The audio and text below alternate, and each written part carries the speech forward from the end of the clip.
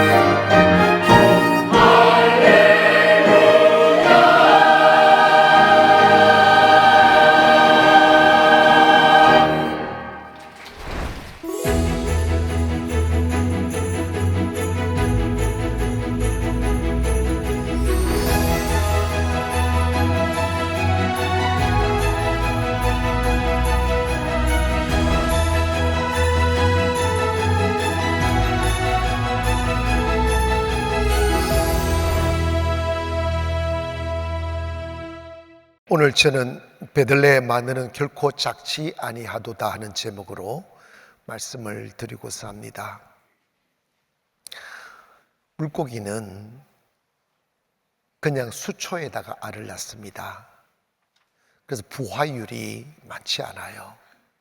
그런데 유독 바닷속에 둥지를 만들어 알을 낳고 부화시켜서 이렇게 키워가는 그런 고기가 있는데 바로 가시고기입니다.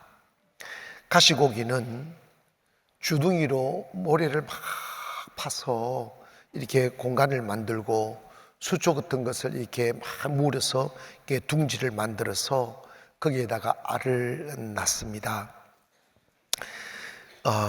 그런데 그 알을 낳으면 숫끝이 그 알집을 다 지키고 그 다음에 산소가 잘 공급되도록 이렇게 알을 뺐다가 넣었다가 뺐다가 넣었다 그러고 고기들, 큰 고기들과 적들이 와서 그 알을 해치리 할 때 이 수컷은 목숨을 걸고 그 알을 지켜내고 자기보다 훨씬 더 덩치 큰 다른 고기들과 싸우면서 살집이 뜯어나가기도 하고.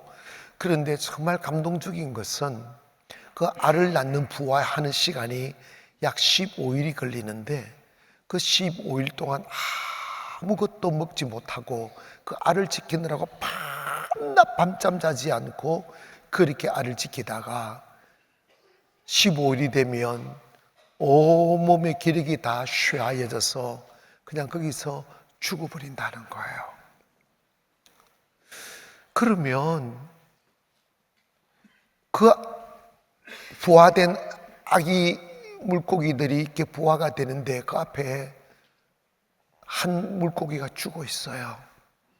근데 이 새끼 이 고기들은 그 죽은 고기가 자기들을 지키기 위해서 15일 동안 먹지도 못하고 지쳐서 죽은 자기 아빠라는 사실을 알지 못하고 그 고기가 부화하자마자 그 아빠의 시체를 뜯어 먹으면서 자라나는 게 가시고기라는 거예요. 그 결과 이 아버지의 희생으로 대부분 고기가 이렇게 부화율이 그렇게 많지 않고 그리고 생존율이 많지 않는데 이 가시고기는 90%가 부화에 성공을 한다는 것입니다. 제가 해서 이 성탄절 첫날에 이 가시고기를 설명하는 것은 예수님을 회상하게 만드는 고기다 싶은 생각이 들었어요. 예수님이 이 땅에 오시어서 자기 몸을 찢으시고 피를 흘리시고 죽으심으로 우리에게 생명이란 영생이라는 선물을 안겨다 주셨습니다. 때문에 그분은 자기 몸을 찢을 때 단 1초도 자신의 몸을 희생 제물로 드리는 것을 주저하지 않았어요. 그래서 그분의 피 흘린 희생과 찢어진 살의 대가로 우리는 영생을 얻게 되었고 하나님을 우리의 아버지로 섬길 수 있게 되었습니다. 예수님은 예루살렘에서 태어났습니다. 예루살렘은 떡집이라는 의미를 갖고 있는데 예수님에게 예루살렘은 많은 애환을 가지고 있습니다. 예루살렘은 예수님에게 많은 상처도 준 곳이고 정말 깊은 애정으로 복음을 증거하고 예수 그리스도 그분을 메시아로 영접하여 생명을 선택하기를 위하여 수없이 외치고 또 외쳤지만 사람들은 완악하여 예수님을 영접하지 않았어요. 그래서 한 번은 예수님께서 그 지역에 있는 고라신과 베세다를 칭호하면서 화 있을진저 베세다야, 화 있을진저 고라신아, 내가 소돔과 고모라 땅에 아니면 다른 이방 땅에 복음을 전했더라면 벌써 제 옷을 입고 그리고 회개했을 거라고 하면서 너희들은 복음을 원하지 않았다며 슬퍼하기도 했던 땅이 베들레헴입니다. 하나, 오늘 저는 이 베들레헴을 소개하면서 첫째로 베들레헴은 축복의 땅이다, 많은 애환이 남겨져 있지만 그곳은 축복의 땅이다라는 생각을 들었어요. 6절 보니까 또 유대 땅 베들레헴아, 너는 유대 고을 중에 가장 작을지라도 내게서 한 다스리는 자가 나와서 내 백성 이스라엘의 목자가 되리라 하였음이라고 했어요. 여기서 베들레헴을 가장 작지 않는 땅이라고 했어요. 사실은 베들레헴은 매우 초라한 작은 시골 마을입니다. 한데 왜 천사는 베들레헴을 향하여 너는 작지 않는 마을이라고 하셨을까요? 그 이유는 많은 위대한 인물들이 베들레헴에서 태어났어요.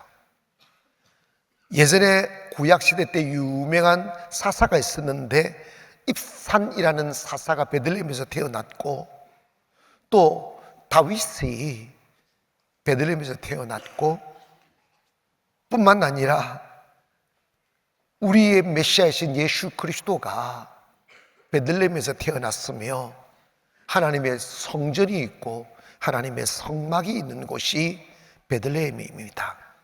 때문에 가장 초라한 작은 시골 마을이었지만 하나님의 구원 사역을 위한 위대한 하나님의 사람들이 거기서 태어났기에 베들레헴아, 너는 결코 작은 고을이 아니다, 거기서 한 다스리는 자가 나올 것이다 하며 예수님이 탄생하셨기에 베들레헴을 가장 아름답고 위대한 마을로 칭호하고 있습니다. 제가 가나안을 춘천에서 시작했어요. 지금도 우리 춘천 가나안이 함께 예배를 드리고 있는데, 춘천에서 다리 하나 건너면 서면이라는 곳이 있습니다. 그 서면에 가면 박사마을이 있어요. 그 경치가 좋아요. 이렇게 주소 호수를 다 앞에 끼고 이렇게 작은 마을들이 이렇게 있는데, 박사마을이라고 하면서 한성수 박사도 거기서 나오고 뭐라고 하는데 뭐 별로 유명하진 않아요. 근데 그 시골 마을에 박사가 나왔다고 그 동네에서 춘천에서 여기는 박사마을이라고, 공부를 잘하는 곳이라고, 머리 좋은 사람 여기 많이 났다고 하면서 막 자랑을 해요. 박사마을 가시려면 시내로 뚫지 말고 이렇게 화천을 통해서 그 춘천 호수를 쭉 끼고 가면 거기가 다 박사마을이에요. 그러니까 박사가 좀 나왔다고 이게 그곳이 유명해졌다고 그러는데, 오늘 예수님이 베들레헴에서 태어났기 때문에 전 세계가 베들레헴을 칭호하고 우리가 베들레헴을 기억하고 있습니다. 만류 인력을 발견한 뉴턴은 참 이렇게 어쩌면 그렇게 어리석고 얼떨떨한 사람처럼 느껴집니다. 이 사람은 달걀을 삶으려고 물을 끓여 놓고 거기에다가 달걀을 넣지 않고 차고 있는 시계를 넣었다는 거예요. 그리고 얼마나 집중을 많이 했는가 하면, 연구를 하다가 옆에 있는 난로불에 몸에 데였어도 데인 줄 모르고 살이 막 찌지직 하는데도 집중하다가 화상을 많이 입었다는 겁니다. 그리고 난 뒤에 아프니까 뉴턴이 자기를 도와주는 하인에게 난로를 좀 멀리 좀 옮겨달라고 그렇게 부탁을 하더라는. 그래서 난로를 멀리 옮기면 춥지 않느냐고 주인님이 난로 조금 떨어져 앉으시라고 그랬더니 그렇네 그러더래요. 20년 동안 모은 자료들을 키우는 개가 다 물어나가도 그걸 인지도 못하고 그냥 골똘히 연구에만 몰입했다는 것입니다. 약점투성인 뉴턴이 그렇게 대학자가 될 수 있었던 것은 두 가지 장점이 있었다는 거예요. 그게 뭐냐면 집중력과 낙천적인 성격이라는 것입니다. 성공하는 사람들의 특징이 뭐냐면, 성공하는 사람들은 많은 것을 알지 않아요. 한쪽 분야에 아주 쭉쭉으로 파고드는 근성이 있는 거예요. 그리고 그래서 그 부분에, 그 분야에 최고가 되고, 그 다음에 작은 일에 막 울고 웃고 신경 쓰고 그러면 집중할 수가 없어요. 낙천적으로 잘 될 거야, 하나님의 은혜가 올 거야, 결국 하나님 뜻대로 돼, 이러면서 모든 면을 아름다운 눈으로 낙천적으로 생각하기를 원합니다. 여러분, 혹시 여러분 남편이 좀 쏙쏙이어도 내 인생에 저 사람은 최고의 행운이야 이러면서 그냥 착각하시기를 바랍니다. 아내도 마찬가지고. 그러면서 뭐 그런 거 있지. 많은 분들이 살다 보니까 약점들이 많이 보이니까 나 다시 시작할까? 이 생각을 한다는 거예요. 그러다가 곰곰이 생각하면 다 그놈이야 결론이 내린다는 거예요. 항상 낙천적으로 생각하는 게 참 중요하다는 것입니다. 그는 그가 하나님을 알게 되고 하나님을 깊이 사랑하게 됐다는 거예요. 그러면서 그 이후에 그가 하나님에 관하여 이런 고백을 했다는 것입니다. 가장 아름다운 태양계와 행성들의 체계는 지혜롭고 능력 있는 하나님의 계획과 통치에서 나오는 것이다. 자연 법칙이 우연이 아니라 하나님의 이성적 설계로 창조된 것이다 라고 고백했다는 것입니다. 여러분, 베들레헴은 우리 모든 믿는 자들에게 영적인 고향이에요. 왜냐하면 그곳은 예수님이 이 땅에 태어났기 때문입니다. 예수님 때문에 베들레헴은 희망의 동네가 되었고, 예수님 때문에 구원의 상징이 되는 조그마한 마을이 되었습니다. 곰곰이 생각해 보았어요. 우리 대한민국, 이 땅은 세계인의 눈으로 보면 너무 작은 나라입니다. 중국에서 오줌만 누워도 우리가 침몰된다는 거예요. 중국에서는 한 번씩 이렇게 여의똥 해가지고 펄쩍 뛰면 우리가 동해로 싹 깔아넣는다는 거예요. 진짜 허리만 탁 잘라버리면 동해 바다에 쭉 깔아앉을 작은 나라가 대한민국입니다. 그런데 여러분, 우리 대한민국 어릴 적에 우리 참 가난했어요. 먹을 것도 부족했고, 과자, 막 배가 고파서 찬물 꾸역 마시고 잠잤다고 하면 요즘 아이들 이른다. 라면 끓여 먹으면 되지 않느냐고. 라면 없었어요.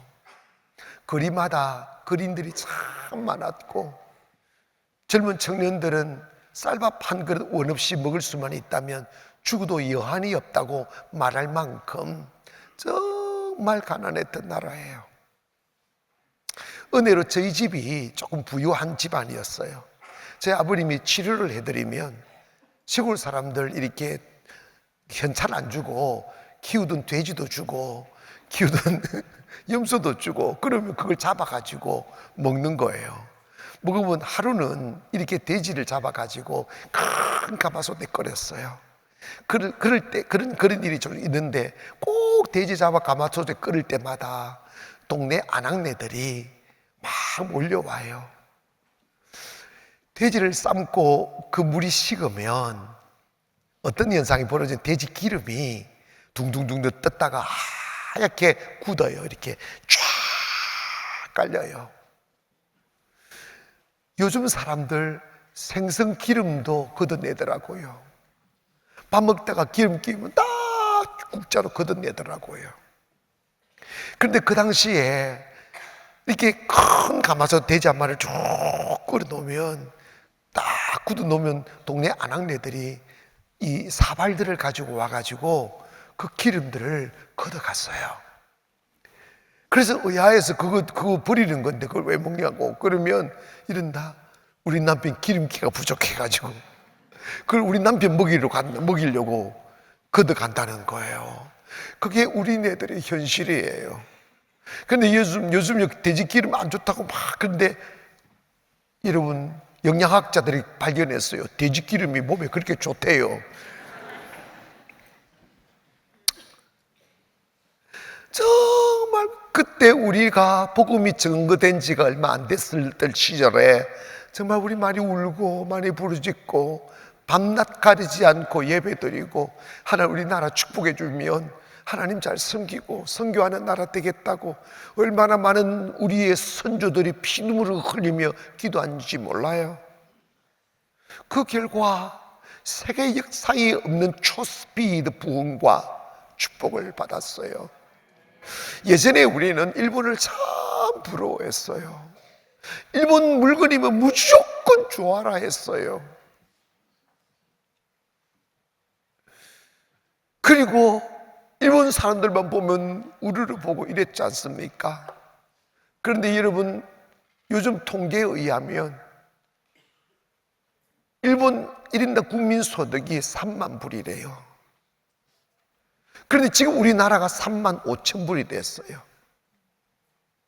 여러분, 왜 감동을 안 하셔요? 자, 우리 교회가 일본에 개척을 해서 자주 가지만 일본에 가보면 확실히 우리나라가 내면은 어쩐지 모르지만 끝으로 너무 잘 산다 싶어요.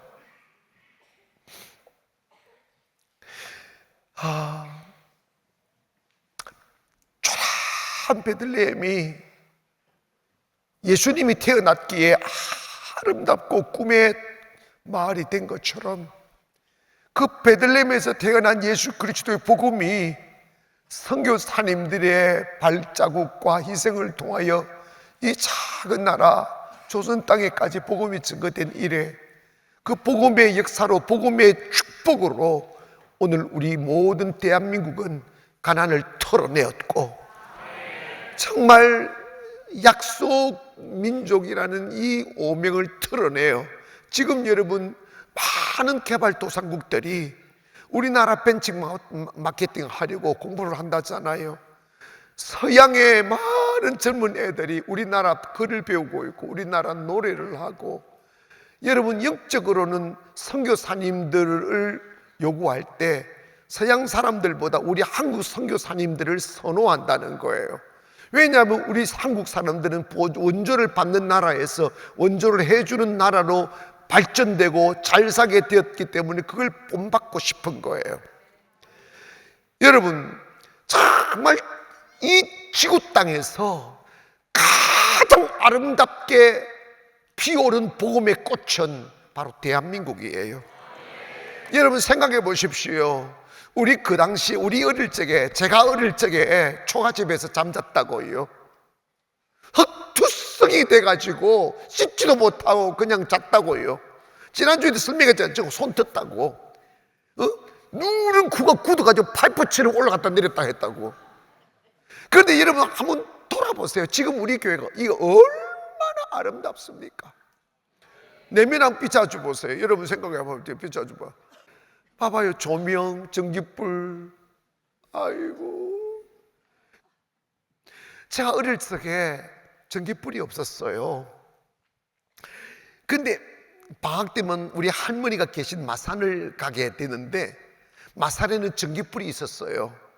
근데 왜 우리 할머니께서 이제 제가 이제 방학을 내서 왔으니까 손주 왔다고 막 사탕 주주면서 저녁에 잘 때 자라 자자 불 꺼라 이러는 거예요. 네. 그래 벌떡 일어나가지고 좋은 것도 이게 동그란 백일 전구 달랑달랑 모여야 되는 백일 전구를 끌어가지고 한참 불었어요. 계속 불어도 불이 안 꺼져요. 왜냐하면 우리는 호롱불에서 살았잖아. 호롱불 끌 때 항상 불어서 껐는데 불을 끄라고 계속 불었는데 불이 안 꺼져요. 그랬더니 할머니가 야야 그걸 끌려면 그 꼭대기에 있는 손잡이를 돌려야 돼. 그래 틱 돌렸더니 전기불이 탁 꺼졌더라. 요즘은 스위치만 딱 누르면 되는데 우리 그랬던 시절이 있다니까. 사랑하는 여러분, 저는 이렇게 선교하느라 세계를 이렇게 다녀보면서 정말 뼈저리게 경험한 게 하나가 있어요. 그게 뭐냐면 처음에 80년도 초반에는 외국 나가면요 우리 대한민국을 기억하는 사람이 거의 없었어요. 나가면 항상 당신 어느 나라 사람인지 물어요. 그 대답을 나 가만히 있으면 항상 제페니스 합니다. 차이니스. 자꾸 이렇게. 그래서 노니스 그래요. I'm Korean. 이러면 Korean? 그럴 때 여러분 South Korea도 아니고 North Korea? 이럽니다. 그 당시에는 North Korea가 더 유명해. 독재로 유명해가지고 그랬던 나라라니까. 그런데 여러분 전 세계가 대한민국을 환호합니다. 그 복음의 축복이라니까. 그러면서 제가 느낀 게 뭐냐면 나라가 가난해지면 세계 어디를 가도 무시당하는구나.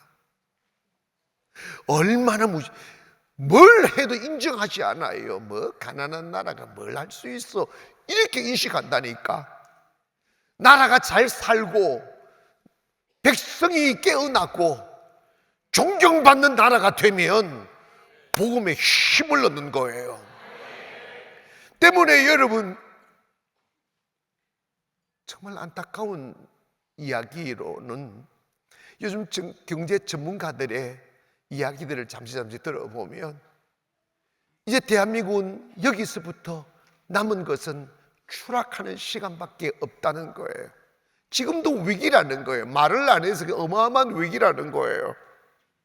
그렇다면 우리도 하나님의 은혜로 복음으로 인하여 가난했던 대한민국이 일어났다면 다시 우리의 선조들이 기도하고 하나님을 경외하고 복음을 가슴에 담고 살았던 결과로 지금의 대한민국을 만들어 놓았다면 이 시대를 살아가는 우리도 똑같은 간절한 마음과 진실한 마음으로 하나님을 섬기며 이 땅에 오신 예수 그리스도를 메시아로 영접하여 우리 안에 모셔드림으로 주님을 섬기며 살아가며 예배하는 삶으로 살아가게 되면 우리의 다음 세대들, 우리가 그토록 사랑하는 아이들이 지금보다 더 아름다운 삶을 살아가리라고 믿습니다.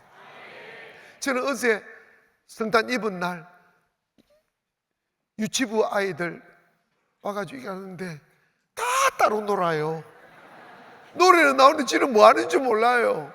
한 아이는요 처음부터 끝까지 서서 울고 있어요. 근데 그 우는 게 얼마나 인기인지 몰라요. 여러분 제가 설교 시간에 와가지고 무서워가지고 울고 있어 봐요. 교회 안 돼. 그래 어떤 아빠는 막 자기 애기가 혼자 노니까 가지고 안고 엄마도 그렇고 아빠도 그렇고 그 아름다운 아이들이 자라났어. 꿈을 펼칠 수 있어야 되고 꿈줄이지 말아야 되고 세계를 향하여 나래짓을 할 수 있는 나라로 만들어놔야 돼요. 그거 있지 않습니까? 그것은 철저하게 교회와 지금 저와 여러분에게 달렸다는 것을 기억하십시오. 세상 모든 권력과 재물과 그리고 역사는 하나님이 주관하고 계시는 거예요. 때문에 이 땅에 태어나신 예수 그리스도를 우리가 영접함으로 말미암아 그리고 그분을 예배함으로 말미암아 하나님의 은혜와 축복이 대한민국에 사라지지 않기를 원합니다. 그리고 이 베들레헴은 고난의 땅이라고 했어요. 예수님이 이 땅에 오셨을 때 세상은 그를 알지도 못했고 영접하지 않았고 그리고 헤롯은 유대인의 왕으로 태어난 아이가 어디 있느냐라는 그 동방 박사들의 말을 듣고 머리가 뒤집혔어요. 떡국이 열렸어요. 그냥 차라리 떡국 열려서 죽어버렸으면 될 텐데 죽지도 않고 그 분노한 마음으로 그 예수님을 맞이했던 박사들이 자기가 오지 않을 걸 속은 줄 알고 그 시간부터 2살 이하의 어린 아이들을 군사를 풀어서 다 죽이게 했습니다. 영문도 모른 채 군합발로 집에 들어와 품에 안겨져 있는 어린 아이의 목을 베어버리는 슬픈 현실을 본 어머니의 슬픔은 그 어느 누구도 위로할 수 없는 슬픔이었습니다. 예수님이 태어난 그 영광스러운 날, 그 베들레헴을 피바다로 만들었어요. 참 슬픈 이야기죠. 여러분, 예수님께서 이 땅에 오실 때 왜 이 땅에 오셨는지를 말씀할 때 나는 마귀의 일을 멸하러 왔다고 하셨어요. 요한 1서 3장 8절입니다. 죄를 짓는 자마다 마귀에게 속하나니 마귀는 처음부터 범죄함이라. 하나님의 아들이 나타나신 것은 마귀의 일을 멸하려 하심이라고 하셨어요. 여러분, 우리가 하나님을 알고 복음을 알고 믿음으로 살아가려면 처음에는 사탄의 저항이 있어요. 그런데 여러분, 그거 두려워하거나 염려할 것 없어요. 그게 무서워서 피해가거나 도망가면 안 돼요. 주님 말씀하셔서 너희가 세상에서 환난을 당할 수 있어. 네가 세상에서 환난을 당하나 담대해라. 내가 세상을 이겼다고 말씀하셨습니다. 때문에 오늘 우리는 앞으로 우리가 대한민국을 더 아름다운 나라로 만들어가기 위해서는 이 대한민국의 죄악의 도성이 되도록 내버려 두지 마시고 전도하고 영혼을 깨우고 사람들을 개화시키기를 원합니다. 요즘 저는 유럽의 슬픔을 보고 있습니다. 기독교의 종주국이었던 영국도 독일도 프랑스도 그 잘 살아가고 한때 우리가 정말 꿈속에라도 가보고 싶은 그 땅들이 거짓 천국이 되고 있고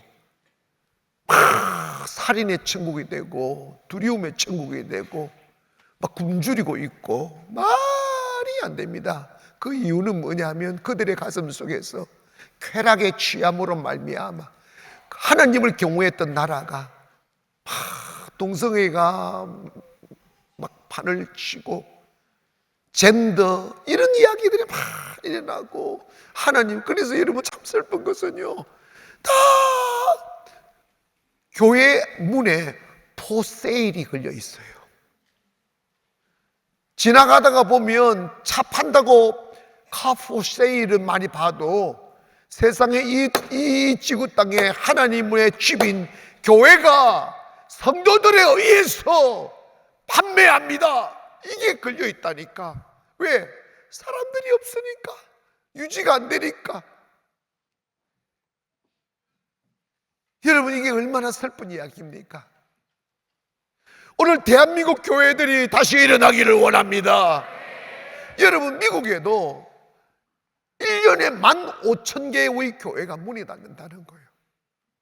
미국의 곳곳에도 포세일이 걸려 있어요.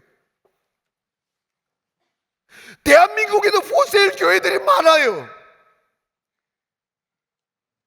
가장 가난했던 시절 하나님께 돌아와 예배하고 경배하고 찬양했더니 가만떼기 깔고도 교회가 일어났어요. 오늘 우리 교회가 매일 예배함으로 온 대한민국 땅을 예배에 불을 붙이기를 원합니다. 예배가 살아나면 교회는 살아나게 되어져 있어요. 일본은 한때 세계 제2의 경제 대국이었어요. 그런데 300년 전에 복음이 증거되어도 참 희한하게도 많은 순교자가 나왔음에도 불구하고 일본이 기독교에 꽃이 피지 않아요. 1%도 안 된다는 거예요. 그러나 여러분, 하나님은 일본을 버리지 아니하고 구원하기를 원하심을 믿기를 바랍니다. 역사학자들에 의하면 복음의 부흥과 경제의 축복은 같이 간다는 거예요. 오늘 대한민국이 다시 일어나려면 다시 교회가 일어나야 돼요. 고난이 와도 이겨내기를 원합니다. 핍박이 와도 이겨내기를 원합니다. 잠시 우리가 고난을 당해도 그 고난을 이겨내면, 예수님 진짜 죽으셔서 구세주가 된 것처럼 이겨내면 우리 축복받습니다. 1948년 5월 14일 텔아비브에서 이스라엘 독립선언을 한 벤 구리온이라는 수상이 있었습니다. 이분이 갑자기 수상직을 사임하겠다고 나온 거예요. 당혹한 기자들이 찾아가 왜 수상의 그 자리를 내려놓으려 합니까? 라고 물었을 때 이 벤구리온이 이렇게 대답했다는 거예요. 나는 키부처로 돌아가서 땅콩을 재배하려고 합니다. 수상은 누구나 할 수 있지만 땅콩 재배는 아무나 할 수 있는 일이 아닙니다. 지미 카터 대통령도 대통령직에서 물러난 후 주일학교 교사 생활을 했습니다. 그러면서 이런 말을 남겼습니다. 내가 대통령이 된 것은 하나님의 일을 더 잘하기 위함이었습니다. 대통령직은 임시직이지만 주일학교 교사직은 제가 맡을 평생직입니다. 여러분, 우리가 이 땅에 그리스도의 복음이 번성해지기 위해서는 우리가 무엇이 중요한지 알아야 됩니다.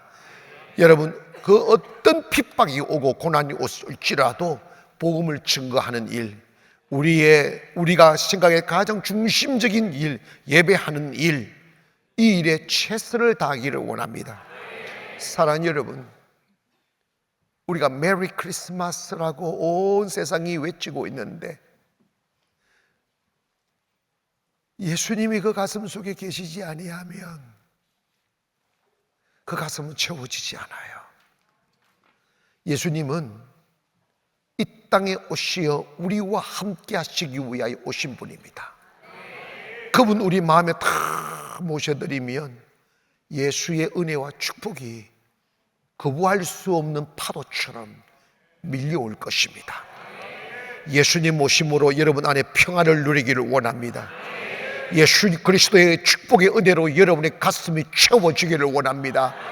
그래 하시면 예수님은 분명히 말씀대로 우리의 구원이 될 것이고 축복이 될 것이고 은혜가 될 줄 믿습니다.